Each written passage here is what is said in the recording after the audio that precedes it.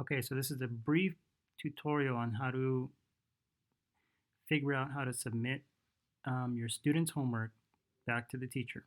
So when you first sign into the website or to the app, Schoology, your student's name will be up here, but you'll see that you can't submit his work or her work to the teacher. For example, this assignment here, there's no button to submit.